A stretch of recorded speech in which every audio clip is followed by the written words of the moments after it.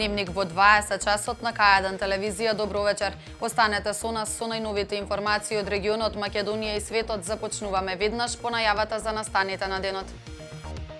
По оставките на Јанкуловска и Јанакиевски, собранието за нови министри ги избра Митко Чавков за МВР и Владо Мисајловски за транспорт и врски. Повеќе од 70.000 граѓани дел од маршот за поддршка на македонските безбедносни сили. Капиталните инвестиции и меѓуопштинската соработка во фокус на локалниот економски развој.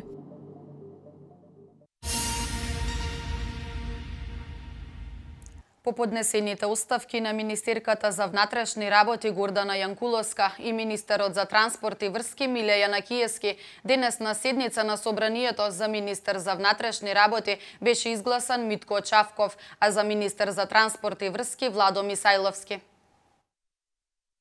Митко Чавков и Владо Мисајловски се новите министри за внатрешни работи и транспорт и врски. На денешната 50-та седница претениците со 71 глас за изгласаа двајца нови министри, откако Гордана Јанкуловска и Миле Јанакиевски дадоа оставки од своите позиции. Чавков и Мисајловски со свечена заклетва станаа членови на владата. Изјавувам дека функцијата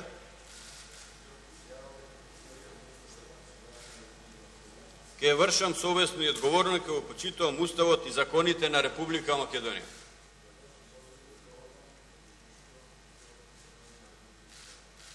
Ги молам членовите на владата да ги потпишат свечените изјави.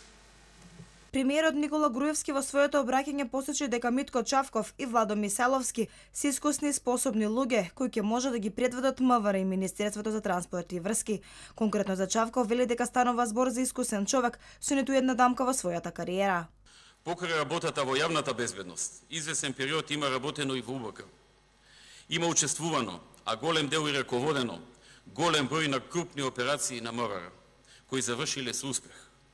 Неговото образование, работно искуство, работливост и посветеност, навлезеност во активностите на Министерството, како и фактор што го запознав како успешен професионалец со висок интегритет и чесен приход кон работата, се причина заради која го предлагам за министер за внатрешни работи на Република Македонија. Владо Мисајловски одлично ги познава проектите на Министерството за транспорт и врски, реформите кои се во тек, во секторите кои се во надлежност на Министерството, проектите од програмата на владата и нивната динамика на реализација, посочи премиерот Груевски во своето обраќање.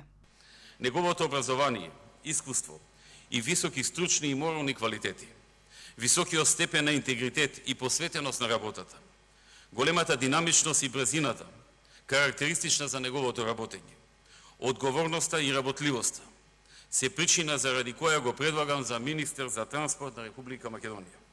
Инаку Мисајловски на функција министер за транспорт и врски доаѓа од позицијата директор на Агенцијата за патишта на Република Македонија. Претходно беше државен секретар во Министерството за транспорт и врски, каде ја организираше работата на сите покрупни проекти на Министерството.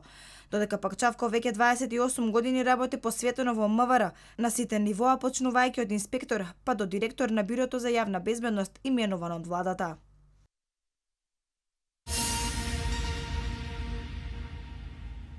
Над 70.000 македонци синоќа излегоа за поддршка на македонската полиција. И граѓаните од градовите од Вардарскиот регион синоќа излегоа на градските плоштади и со мирни маршеви и му кажаа на поддршка и почит на македонските безбедносни сили.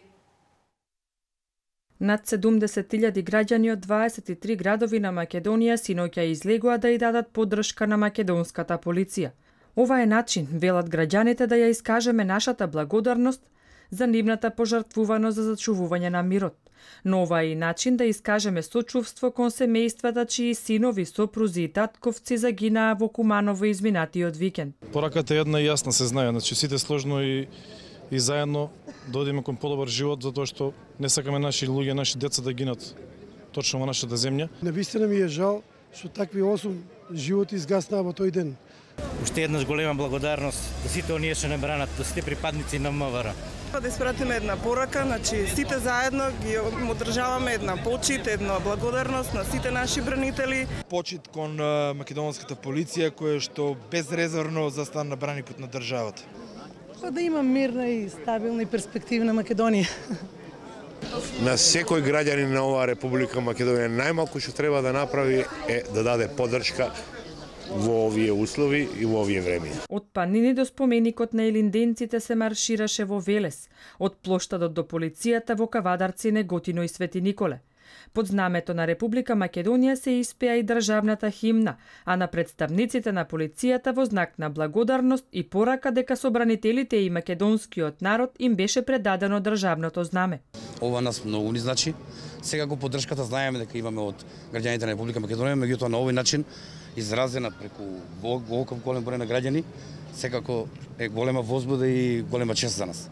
Ви се заблагодаруваме за вашето внимание и поддршката за загинувањето на нашите припадници од безбедносните сили. Низ македонската историја многу пати досега е покажано дека оваа мала земја раѓа јунаци.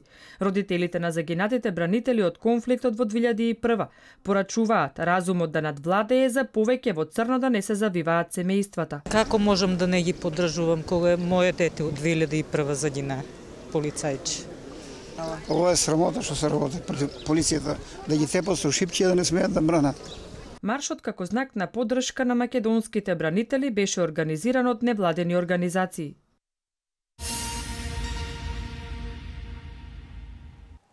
Македонската полиција продолжува со расчистување на случајот на терористичкиот напад во Куманово. По извршената обдукција на телата на починатите терористи, Министерството за внатрешни работи во соработка со Бирото на Интерпол Скопје започна со идентификација на телата и потврдување на нивниот идентитет. До сега е потврден идентитетот на две од лицата кои се странски државјани од починатите, зборувам. Станува збор за Мирсат Нареца, роден 17.6.1979 година на Косово, познат како командант НАТО, лице за кое што се сомневавме дека е еден од лидерите на терористичката група. Второто лице за кое што исто така преку Интерпол добивме потврда на идентитетот е Бег Ризај, познат како командант Бегу, инаку роден 25.12.1977 година на Косово. Исто така станува збор за еден од лидерите на оваа терористичка група. Потврден е идентитетот и на трето лице од починатите. Станува збор за Нусрет Калјоши, кој што е македонски државјанин. Инаку преку Интерпол добивме потврда и за идентитет на едно од приведените лица. Станува збор за Сами Укшини или така наречениот командант Соколи, роден 10.10.1967 година на Косово. Во тек е процедурата, постапката на идентификување и на останатите лица за кои што постојат сомненија дека не се македонски државјани.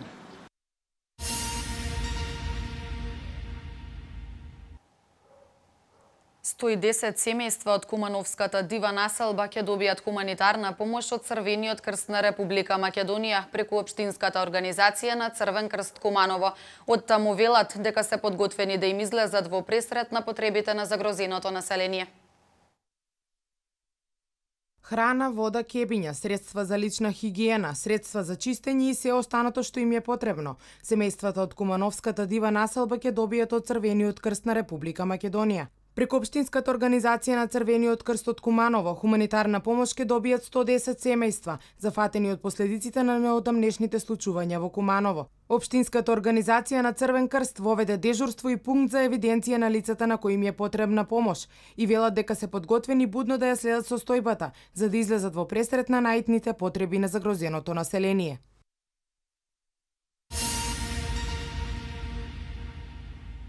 Растот на економијата се должи на капиталните инвестиции на државата кои ангажираат голем дел од градежните компании, странските директни инвестиции кои почнаа со производство и отворија голем број работни места, потоа на владините мерки за вработување на изголемените плати и пензии кои придонесуваат за раст на финалната потрошувачка.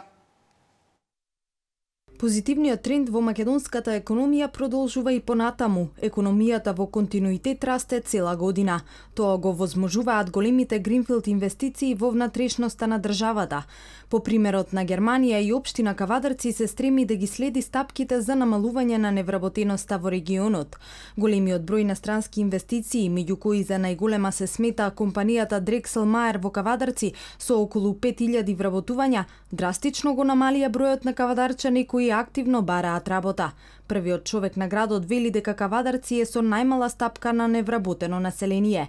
Континуитетот на намалувањето на невработеноста со лобирање на вакви состојби ќе продолжи и понатаму. Општина Кавадарци е општина која што во Република Македонија има најмала стапка на невработеност. Во Кавадарци спомнав дека во изминатиот период се отворија неколку мали компании, неколку мали фирмички, неколку мали подружници на некои поголеми компании кои што се во Република Македонија. Стапката на невработеност уште толку паѓа во Кавадарци. Целта е да имаме едно германско ниво на невработеност, меѓутоа и долгорочно гледано да имаме квалитетни работни места кои што ќе носат поголеми приходи за граѓаните. Со цел да се создаде подобра бизнис клима за стопанствениците, постојаните капацитети да се дополнуваат со нови и привлекување на нови странски инвестиции, неопходна е добра соработка со бизнис секторот. Со доминантна желба и намера да се договориме за што побрзо реализација на крупен зафат кој ќе биде од извонредно значење за стопанството на двете општини. Никогаш не треба човек да биде задоволен од постигнатото, напротив треба да се стреми да се оди напред и да се бараат и нови можности за проширување на тие соработки. Позитивните резултати за растот на економијата се должат на капиталните инвестиции на државата кои ангажираат голем дел од градежните компании, странските директни инвестиции кои почнаа со производство и отворија голем број работни места, потоа владините мерки за вработување, но и зголемените плати и пензии придонесуваат за раст на финалната потрошувачка. Авиосообраќајот во Македонија е зголемен за над 54%. Услугите на двата македонски аеродроми во првиот квартал годинава ги искористиле 268.400 патници. Овој раст се должи на новите авиолинии кои поминуваат над македонското небо. По отварањето на косовското небо, авиосообраќајот е зголемен за над 54%. Од Агенцијата за цивилно воздухопловство велат македонскиот авиосообраќај се доближува кон европските стандарди, а за тоа допринесуваат новите авиолинии кои ќе треба да поминуваат над македонското небо. Минатата година сообраќајот се зголеми 54%. Споредбено со таа година, оваа година имаме проектирани 3 до 4% пораз кои што се реализираат, така да се движиме во нагорна линија во однос на сообраќајот. Според Евроконтрол, ефективното управување со авиосообраќајот не може да се постигне само на национално ниво. Од 1998 година, од кога Македонија е членка, авиосообраќајот е зголемен за 30%, односно повеќе од 140.000 летови годишно. Директните линии, помалите трошоци за гориво и воведувањето на воздушниот простор на слободни линии се предностите за компаниите, вели првиот човек на Евроконтрол Бренер. Ефективната соработка и ефикасното управување со воздушниот сообраќај не може да се постигне само на национално ниво, туку помеѓу сите држави што неодамна многу јасно се докажаа со воведување во воздушниот простор со слободни линии. Во првиот квартал годинава 29% повеќе патници од лани се превезени од двата македонски аеродроми. 268.400 патници ги искористиле услугите на аеродромот Александар Велики во Скопје и аеродромот Свети Апостол Павле во Охрид.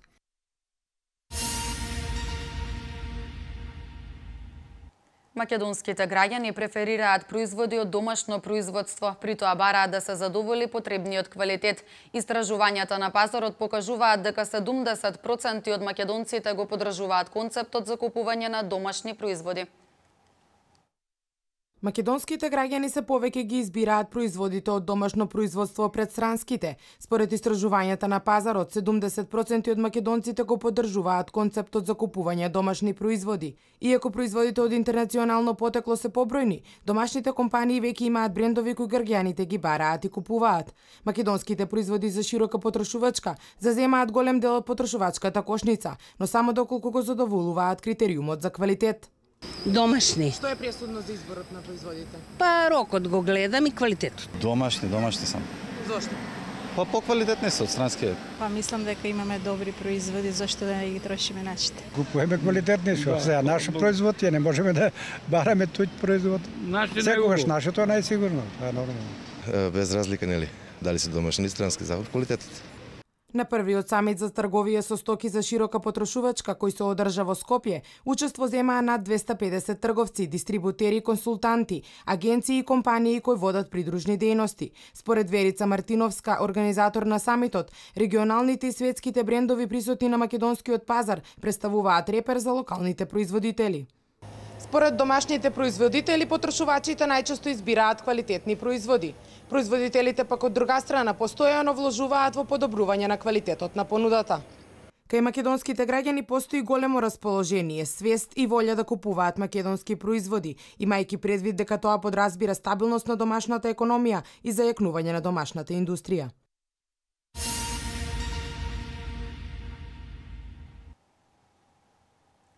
Сите млади креативци кои сакаат да работат на конкретни проекти во следната година ќе добијат поддршка од Движењето за поддршка на креативноста Иво Лауринчик Браво Сине. На првото годишно собрание членовите и поддржувачите на креативноста едногласно одлучија да продолжат со активностите и поврзувањето на креативните идеи со македонскиот бизнис сектор. И годинава наградата за најдобро дизајнерско решение ќе биде во износ од 200.000 денари, а конкретниот проект ќе биде избран од пристигнати предлози што ги доставуваат членови на движењето. На собранието беа заокружени активностите од првиот проект што се реализираше минатата година, проектот за брендирање на македонско сладко. 7 видови сладко на компанијата Јоми Фуд од Велес, која беше избрана на јавен конкурс, добија нов изглед и специјално пакување. Сакаме на овој начин да ги поттикнеме младите луѓе да размислуваат креативно, да гледаат низ призмата на естетиката, низ призмата на убавото, на позитивното, тоа од една страна, а од друга страна да го мобилизираме бизнис секторот, да верува во себе, затоа што Македонија има навистина квалитетни производи, на кои што им фали многу малку да се најдат на пазарите и надбор од Република Македонија. За еден производ кој што го произведуваме традиционален, како што е сладкото, освен квалитетот, му треба дизајн да биде прифанат на пазарот, да може купците да го препознаат и да го купат. Значи, тука не испадна во сустра, да речеме, движењето Браво Сине, со тоа што ни помогна во продажбата и во редизајнот фактички на нашиот веќе постоечки традиционален производ.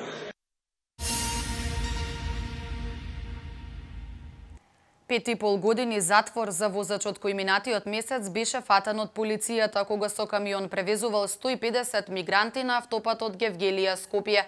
Пресудата ја донесе Основниот суд Скопје 1 по спогодбата меѓу лицето и основното јавно обвинителство за гонење организиран криминал и корупција. 5 години и 6 месеци казна затвор за возач на камион за сторено кривично дело криумчарење на мигранти. На 14 април возачот бил запран од полицијата и откриен дека превезува 150 мигранти во 2 камионски приколки на автопатот Гевгелија Скопје на крстосницата за Велес и Штип. Пресудата е донесена од Основниот суд Скопје 1 по спогодба на обвинетото лице и основното јавно обвинителство за гонење организиран криминал и корупција. Во соопштението на обвинителството стои дека исплашените мигранти се разбегале по околните ниви, при што 15 мигранти, од кои 2 малолетни деца и 1 бебе, биле фатени и префрлени во прифатниот центар во Скопје. Истрагата покажала дека за превоз низ Република Македонија мигрантите плаќале по 1000 евра од лице, од кои по 50 евра добивал возачот за извршената услуга.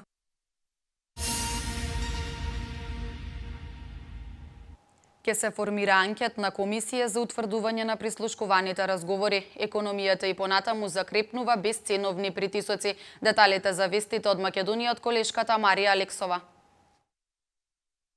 На денешната координативна средба председателот на собранието со подпредседателите и координаторите на пратеничките групи донесен е заклучок за формирање на анкетна комисија за утврдување на аспектите и наводите поврзани со случајот со прислушкувани разговори.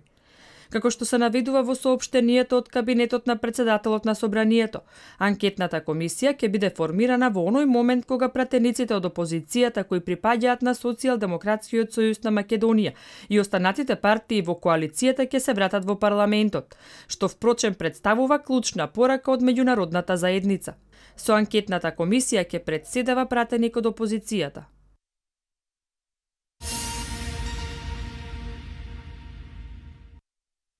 Економијата и понатаму закрепнува со солидно темпо, во еден дел поддржана преку кредитната активност на домашните банки. Економското закрепнување се одвива без ценовни притисоци. Ова го оценува Комитетот за оперативна монетарна политика на Народна банка на Република Македонија, на која беа разгледани најновите макроекономски показатели и проекции во контекст на нивните ефекти врз поставеноста на монетарната политика. Според комитетот, во вакви услови постои соодветен амбиент за одржливо закрепнување на приватниот сектор, при што повторно е оценето дека домашната економија е доволно поддржана преку досегашните преземени мерки на монетарната политика. Излегувањето од зоната на приспособлива монетарна политика во следниот период главно ќе зависи од промените во надворешната позиција на економијата и ефектите врз девизните резерви. Инфлацијските изгледи за 2015 година се коригирани во надолна насока, како одраз на значително пониски увозни цени. За 2016 година и понатаму се очекува нормализирање на инфлацијата, како комбинација од растечката побарувачка и растот на увозните цени. Проекциите упатуваат на задржување на инфлацијата во следниот период во прифатливи рамки.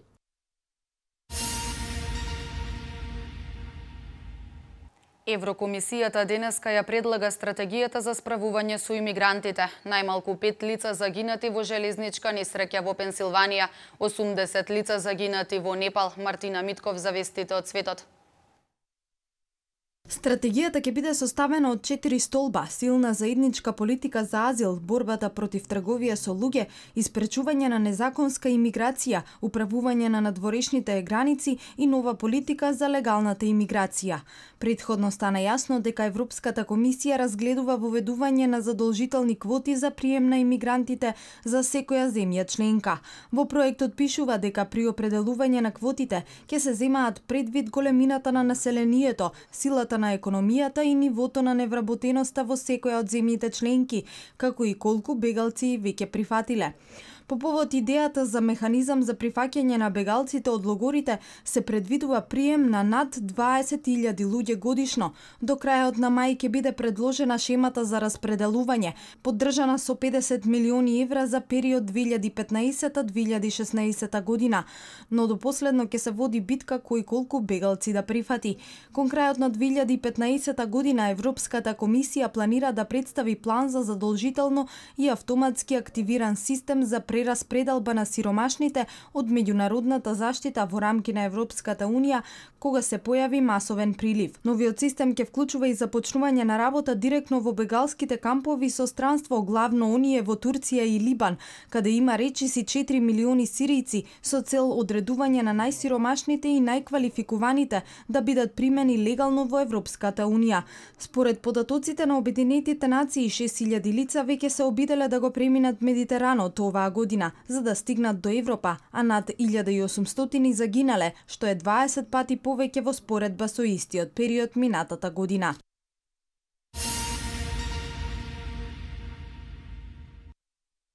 Градоначалникот на Филаделфија Мајкл Нутер изјави дека најмалку 5 лица загинаа синоќа во несреќа на патнички воз на железничката компанија Амтрак северно од Филаделфија во сојузната држава Пенсилванија. За време на несреќата во возот имало 238 патници и 6 членови на екипажот. Десетици лица се повредени, а во болница се пренесени околу 60 патници, од кои 6 мина во критична состојба, јавија спасувачките служби. Блокирани се сите патишта кон местото на несреќата, каде работат спасувачките екипи и пожарникари. Неколку вагони излетале од шините и се целосно оштетени. Амтрак објави дека причината за несреќата засега е непозната. Националната агенција за безбедност собира информации за утврдување на причините за несреќата на возот што патувал од Вашингтон за Њујорк.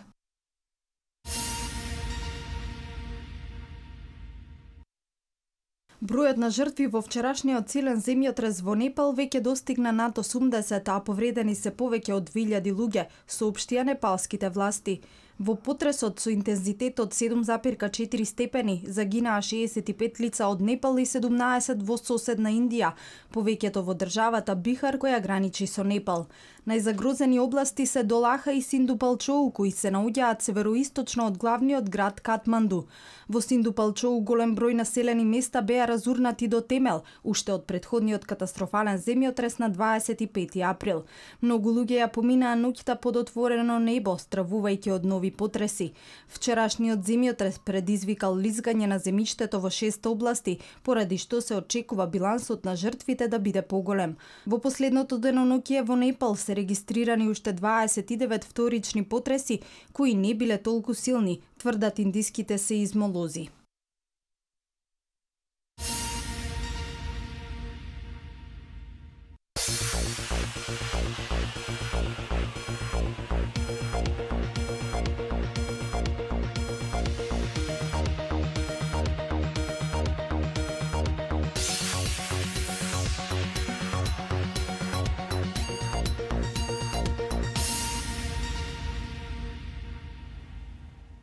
Металург и Вардар со победи за комплетирање на петото плей-оф коло. МЗТ Скопје со убедлива победа над Карпош Соколи, Фени поразен од Кожув во кошаркарската Суперлига. Пандев со отворена понуда да се врати во македонската фудбалска репрезентација. Домашен спорт.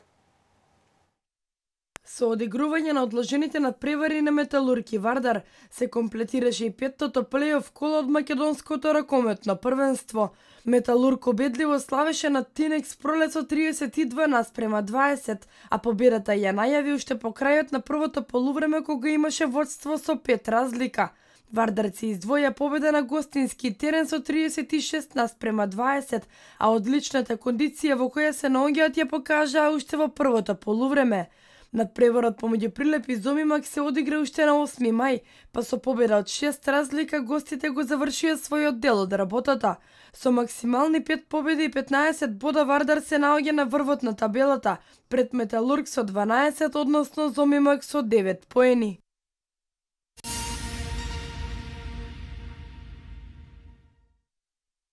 Со убедливи 100:80, тимот на МЗТ Скопје го порази Карпош Соколи за потврдување на првото место пред стартот на плей-оф фазата.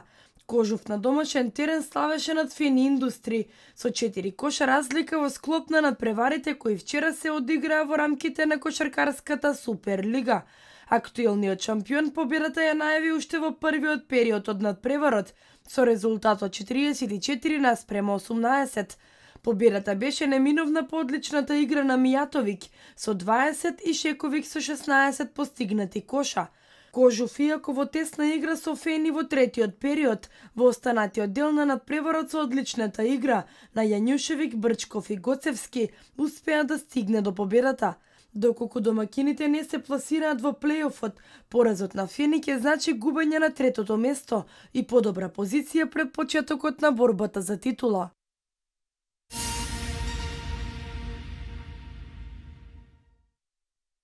Горан Пандев во октомври 2013 година го напушти репрезентативниот дрес пошто следуваше лошата форма во која се наоѓа националниот тим во последно време.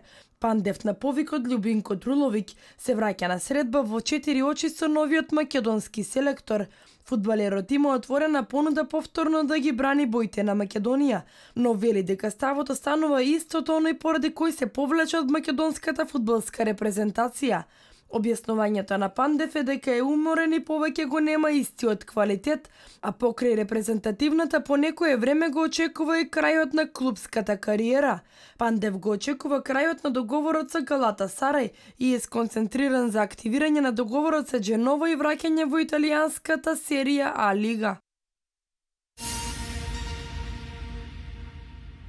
Реванш на Реал Мадрид и Јувентус, Барселона прв финалист во Лига на шампиони, Кливленд и Хјустон со победа, Емилија Ничовска со повеќе детали за меѓународниот спорт.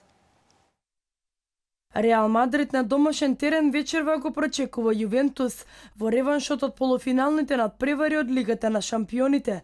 Кралевите се оптимистични за вечерашниот исход на надпреварот, а еден од главните фудбалери би требало да биде Джеймс Родригес.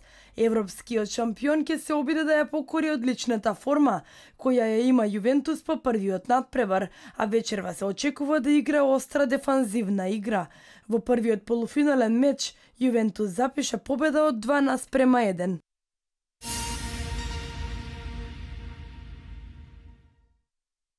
Фудбалерите на Бајерн издвојуваа победа од 3:2 во синоќешниот реванш надпревар од полуфиналето од Лигата на шампионите. Победата над Барселона на домашен терен не му обезбеди пласман на Бајерн во финалето, бидејќи вкупниот резултат е 3:5. Иеко конечниот исход е во корист на каталонците, со вчерашниот пораз се прекината серијата од 18 надпревари без пораз на Барселона. Бенатија, Левандовски и Милер погодија за 3 гола на Бајерн, а Барселона одговори со 2 гола на Неймар уште во првото полуфинале, со што практично го обезбеди патот за финалето.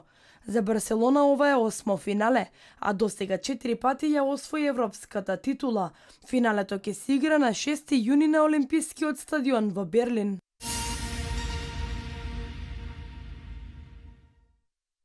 Кливленд со 106:101 против екипата на Чикаго успеа да направи пресврт во полуфиналната серија од плей-оф фазата во НБА лигата и да води со 3:2 во победи. Хјустон ја прекина серијата порази против Клиперси, победувајќи ги со 124:103, со што избегна елиминација, а вкупниот резултат е 2:3 во корист на Клиперс. Најуспешен на мечот во Охајо беше Леброн Джеймс со 38 поени, 12 скока и 6 асистенции, а Джеймс Харден со трипл-дабл од 26 поени, 11 скока и 10 асистенции го реши дуелот во Тексас. Шестите мечеви ќе се одиграат в четврток, а домаќини ќе бидат Чикаго и LA Clippers.